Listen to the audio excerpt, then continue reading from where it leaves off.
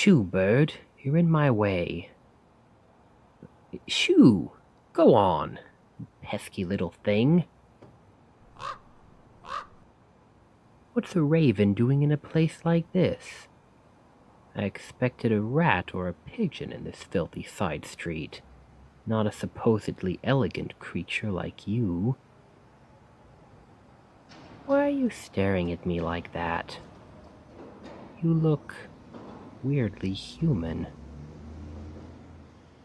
There's something about you I cannot put my finger on. Peculiar little thing.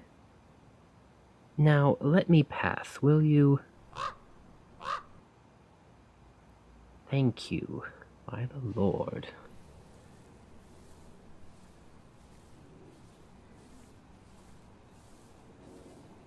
Following me now, are you? Strange little thing indeed. I don't have food. I'm starving, actually.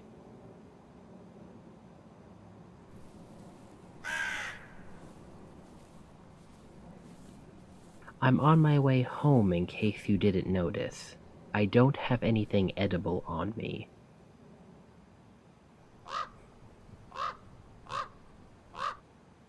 You should have realized by now I have nothing of interest to you. I've never seen one of your kind walk so closely to a human before, unless it was for food. You're not the slightest bit scared, are you? Too brave for your own good, really. And for no reason, either. You seem well fed. Your coat is shiny, and as far as I can tell, you aren't hurt. So leave me alone!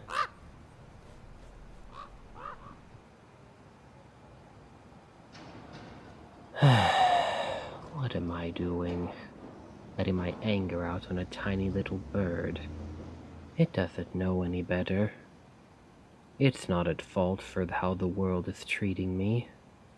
It's being pushed around by its surroundings just as much as I am. And it's certainly not at fault for the thoughts that I torture myself with.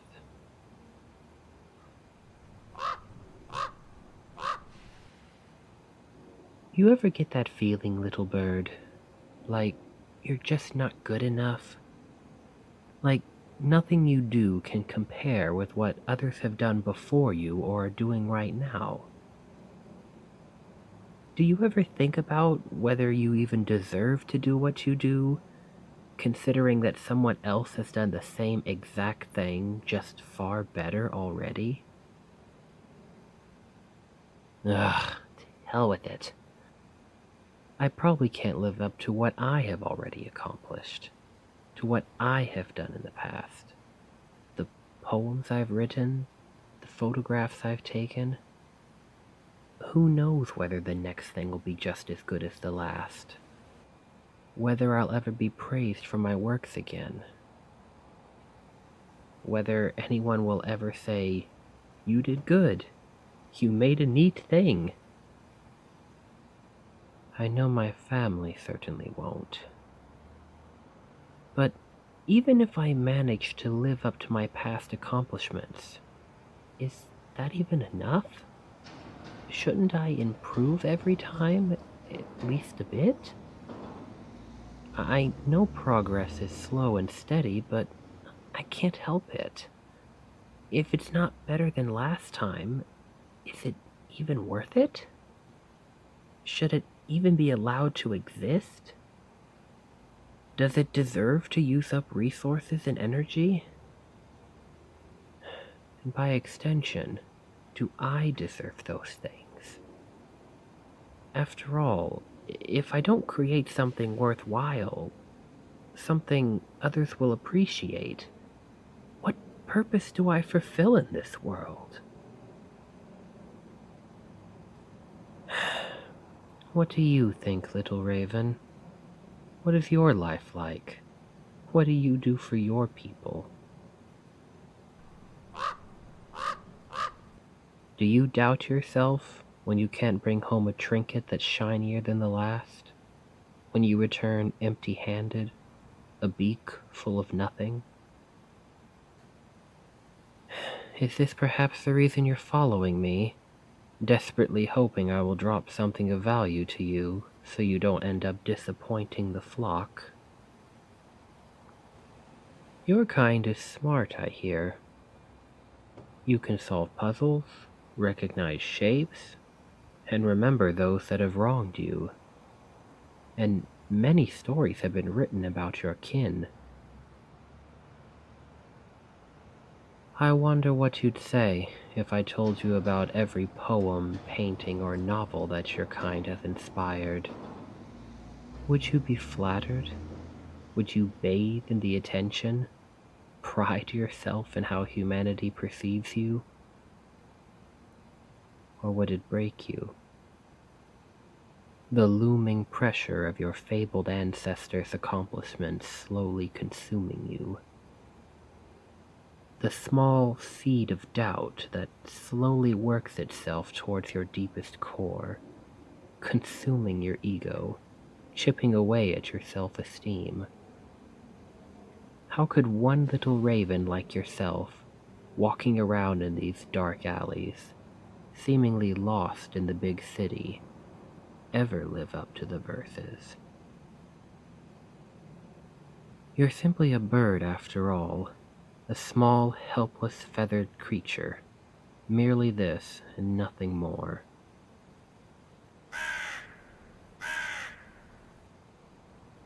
Or perhaps I'm not giving you enough credit. After all, you're a creature who makes both solid ground as well as the air above its home. You're not doomed to walk these filthy streets, nor are you destined to stay in this hellhole. You could simply fly up and away. Lift yourself up into the air and roam the skies until you find a place more suitable to you. You have freedom, true control over what you want to do, accomplish with your life. Possibly more than I could ever have. And yet, you choose to stay. You're still here with me, slowly wandering down this street, neither cowering in a corner to hide from the world, nor running away from me in fear. It's almost as if you're taking a stroll with me, making the best of what you've been given, almost enjoying the bland, unwelcoming world around us. Perhaps I could learn a thing or two from you. You're stoic, confident. You seem to be so sure that I'm not going to hurt you, even though I'm so much bigger than you. I could easily catch you if I set my mind to it, judging by how closely you're staying by my side. You're not unnerved by the thought of someone more powerful being in your vicinity, by the mere notion that you don't live up to the accomplishments of those around you. In fact, it's almost as if you're curious about me. There's this aura about you. I don't quite know how to put it into words, but perhaps you wish to know more. To learn, grow, become more than you were ever destined to be. Rise above your featherly vessel and prove everybody wrong. Show your flock, your kind, and the rest of the world what you're truly made of. Is this why you're staying by my side?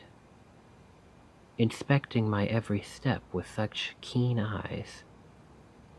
Are you perhaps asking me to teach you? To help you gain what you're lacking? To become more human? An artist? A poet even? In this case, I'm sorry to disappoint you. I'm not a very accomplished person. I'm mediocre at best when it comes to most things. and I don't even excel at the things I choose to spend my time with. My efforts don't achieve much more than a chuckle from my peers. Even the ones closest to me have long given up on supporting my dreams. The creative vision that I once possessed, everything I once set out to do, it's all in shambles, mere broken fragments on the floor, and not a single person is making an effort to avoid stepping on them. Your curiosity. You still retain the optimistic spirit I have long lost. Surely you could teach me how to gain it back, utilize it for myself once more. There is a potential in such an outlook. Potential to gain wisdom, to become stronger, a master of your craft. But I am unsure I can ever again adopt your current attitude.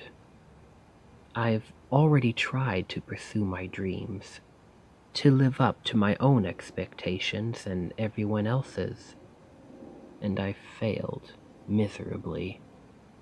There is nowhere left for me to go.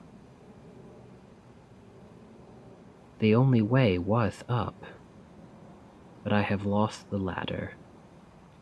The next step is out of reach. It'd be a miracle if I could grow wings like yours and rise above this obstacle. But what choice do I have? To stop trying? To sit in my room, stay in bed all day sulking, drowning in my own inability to come up with anything meaningful? That simply cannot be the answer. There has to be more. Perhaps I should try your approach, my friend. To try not to be intimidated by those who surpass me in strength, in intellect, and skill.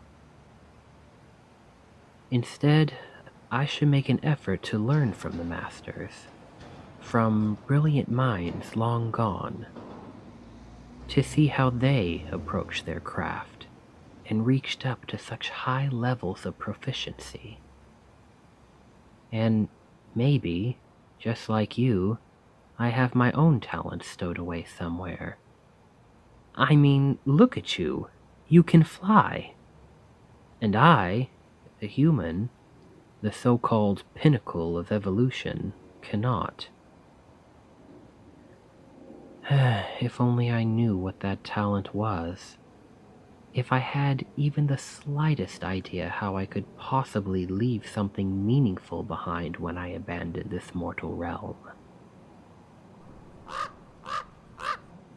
Once again, I should probably turn towards your perspective.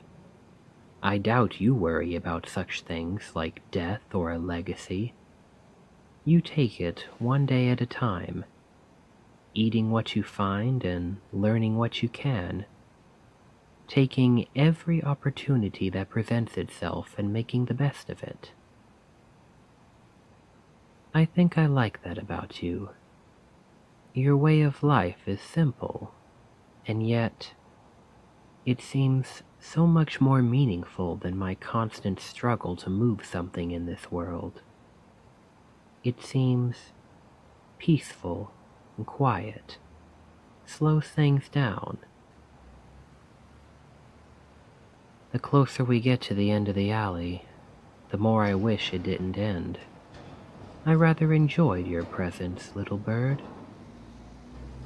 I just met you a couple of minutes ago, but I find myself quite sentimental at the thought of you simply lifting off and flying away into the distance. You surely will once we reach the busy street, and you're startled by the many people making their way home at this hour. Or maybe, just maybe, you won't leave my side? Perhaps I do have something of value to you after all. I may not have food on me or shiny rocks, but I have some knowledge of this world. Things I can teach you. Works of great masters to show you, all neatly stored in my own personal library. Maybe a bit of inspiration would be a nice gift? Something worthy of bringing home to your nest? A breath of fresh air for your life in this gray hell of concrete and gravel? How does that sound? You could follow me, make yourself at home in the tree before my house, and I could try and teach you, to give you what you're yearning for. I'd read poems to you, not just my own, but those written by much brighter minds of the past and the present. Make you acquainted with all the aspects of human life and culture. It sounds strange, insane even, but I truly think you're more than what you seem. And perhaps you could be my teacher as well. For I've learned a great deal while simply talking to you, sorting my thoughts. I am no expert on birds, but if I may be so bold as to assume what you're thinking, you don't seem opposed to the idea. And if you truly become my pupil as well as my friend, I shall give you a name, something to call you by. Something to give you an identity beyond your existence as a bird. How about Lenore? No, that will not do. I don't even know whether you're a boy or a girl, though I suppose it doesn't matter. Poe it is then. Now, Poe, will you join me?